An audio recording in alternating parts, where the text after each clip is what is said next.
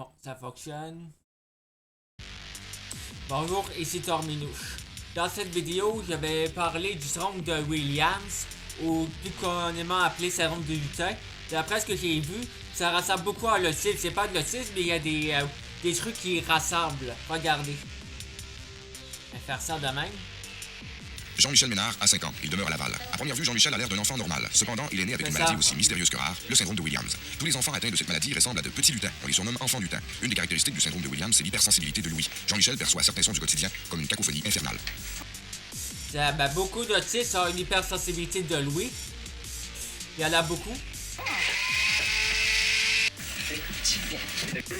Ça va aux oreilles? Des facultés auditives surprenantes. Joanne Chouinard est la mère de Jean-Michel. Elle est témoin chaque jour des facultés auditives surprenantes de son fils. Jean-Michel, juste faire couler de l'eau, il est pas capable d'endurer ça, il se met ses oreilles. Il y a un train qui va passer, il est assez loin d'ici, il va dire écoute maman, le train, il faut l'entendre. Il perçoit avant nous autres. Les semblables sont faciles à reconnaître. Ils ont une physionomie bien à eux. Avec leur nez retroussé, leur large bouche et leur petit menton, on imaginerait des lutins sortis tout droit d'un conte. Depuis les enfants aux yeux bleus ouverts, on l'iris en forme d'étoile. Mais ce qui est le plus fascinant, c'est que les enfants lutins ont des pouvoirs télépathiques. Environ un enfant sur 20 000 naît avec le syndrome de Williams. Au Québec, on en dénombre une cinquantaine. C'est après 2 ans que la mère de Jean-Michel a relié à ce syndrome. Jean-Michel, ma formation cardiaque, j'ai eu peur de le perdre, j'aurais pu plus aider à comprendre tout ce qui se passait avec mon fils et tout. En sang, cela l'incite à uriner fréquemment.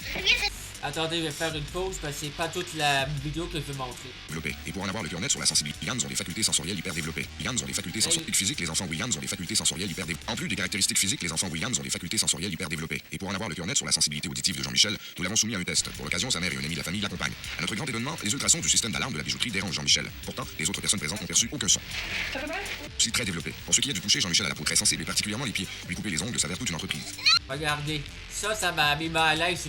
Ma soeur qui j'ai vu une vidéo par rapport à ce groupe de William qu'on passait, on le chatouillait avec une plume pour le désensibiliser. Soit j'ai rêvé à ça, soit je l'ai pas retrouvé, mais regardez. Je suis pas, tu fais le pauvre, les gars. C'est parce que tes ongles qui rentrent un petit peu, ils rentrent dans la peau. Il était pas capable de toucher à aucune texture.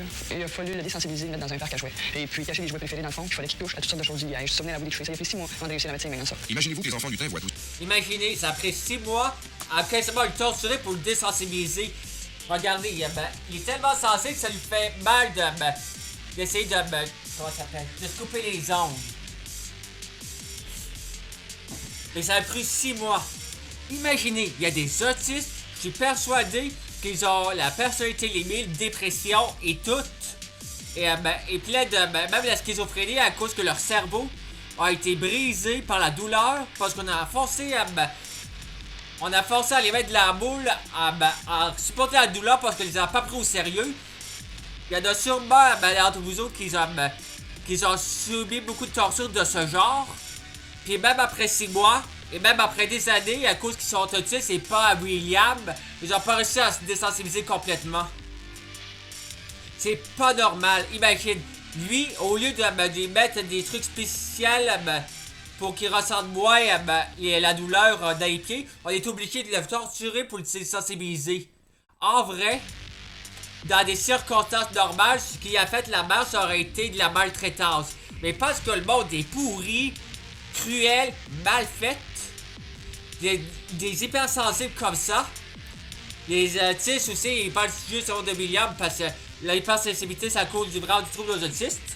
On est obligé de torturer des enfants pour qu'ils ressentent moins la douleur, puis c'est soit marche, soit tu crèves. C'est complètement ridicule. Là, je commence à désespérer. Je comprends pourquoi on peut pas aider les autistes. Parce qu'il y a des gens qui on veut pas comprendre leur hypersensibilité. Puis là, on sait qu'il est hypersensible, mais la société veut pas qu'on fasse en sorte qu'on les souffre pas. Ils sont obligés de se forcer. Moi, je fais penser des gens qui... Je suis pas aussi hypersensible que ça, mais je suis quand même désensibilisé à porter des lunettes, par exemple, de temps en temps. Et vous voyez ce que je veux dire? Oui, les autistes, vous voyez bien ça. Ah, attendez, je vais faire autre chose. Aussi, dans le noir, l'hypersensibilité des sens a des côtés désagréables mais certains avantages. Regardez un petit livre pour l'enfant ou bien jouer souvent. Depuis, Jean-Michel s'est habitué, mais sa sœur Katia et les autres. Depuis, Jean-Michel s'est habitué. Lorsqu'il était plus jeune, l'odeur d'un simple panier de fruits le faisait vomir. Depuis, Jean-Michel s'est habitué, mais sa sœur Katia et les autres n'arrivent toujours pas à lui faire avaler un fruit. Je trouve ça formidable. De Jérôme, nous lui avons fait passer un test. Nous avons choisi au hasard 2 disques de sa collection. Nous allons lui faire entendre quelques notes. Voyons, Barrios, Haydn. Léger retard intellectuel, toutefois, ils ont une mémoire phénoménale pour ce qui les touche. Ah, juste, ça a encore blogué. Vous voyez, même le syndrome de William, même, il y en a qui ont des déficiences intellectuelles, mais pourtant ils ont de bonne mémoire sur des trucs qu'ils aiment. Ben, les intérêts spécifiques, on dirait les intérêts spécifiques. Je suis sûr certain qu'il y a un chevauchement. Attends, C'est l'orchestre philharmonique de Berlin sur la direction. Mais pour un enfant atteint du syndrome de Williams, c'est chose courante. Jean-Michel a lui aussi une mémoire exceptionnelle. L'enseignement est axé sur le respect de l'individu. Les compagnons de classe de Jean-Michel ne savent même pas qu'il est différent d'eux. La mère de Jean-Michel ne voulait pas. L'ordinateur, ça m'a pris plus de temps que ça le comprendre. Mon garçon, une seule fois, puis il savait comment se débrouiller avec. Pour l'aider à se développer. Et puis, le mettre sur return, choisir le programme qu'il voulait ABC. Moi, quand on m'a expliqué le fonctionnement de l'ordinateur, ça m'a pris plus de temps que ça le comprendre. Mon garçon, une seule fois, puis il savait comment se débrouiller avec. moi je suis Pour capable l'aider à se d'utiliser, développer, Jean-Michel a eu la chance d'avoir Bijou, son petit chien. je suis capable de comprendre l'ordinateur facilement. Bon, résultat, voyons ce qu'il dit le ChatGPT. Sauf que maintenant j'ai la flemme de montrer les liens. Regardez, hypersensibilité. Bonjour, y a-t-il un lien entre le syndrome de William et l'autisme? On dirait que l'hypersensibilité des cerveaux de William, niveau physique sensible, parfois pire que les autistes. Bonjour, oui, il existe effectivement des liens et des différents notables entre le syndrome de William et l'autisme.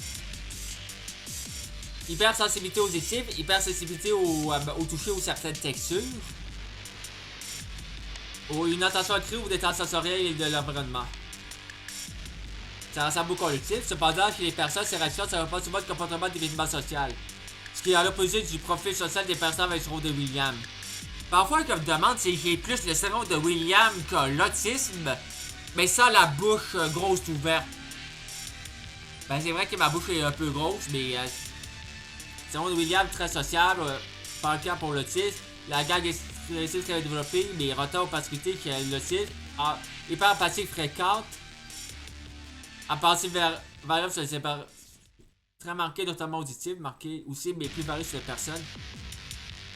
J'ai pas montré, mais en fait, il y en a qui sont capables de quasiment dépasser dans le syndrome de William, mais c'est juste parce que c'est peut-être super empathique, mais je l'ai pas montré dans la vidéo. Il y a un moment possible. Est-ce qu'il y a un lien avec les gènes? Oui, il y a des liens partiels sur le Ferger. Le syndrome de William causé par une délétion perd d'environ 26 à 28 sur le chromosome CQ 11-23. L'un des gènes plus importants, c'est Hélène et l'acide qui est le trouble cardiovasculaire. Et moi qui n'ai pas de trouble cardiovasculaire.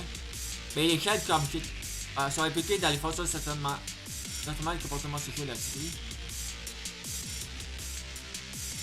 L'autisme, c'est plus un mélange de plein de trucs, pas juste génétique. C'est vraiment génétique.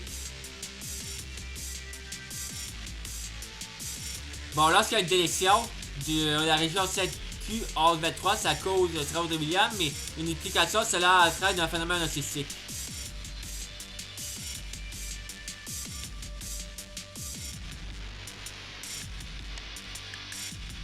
Bon, un jeu sur William.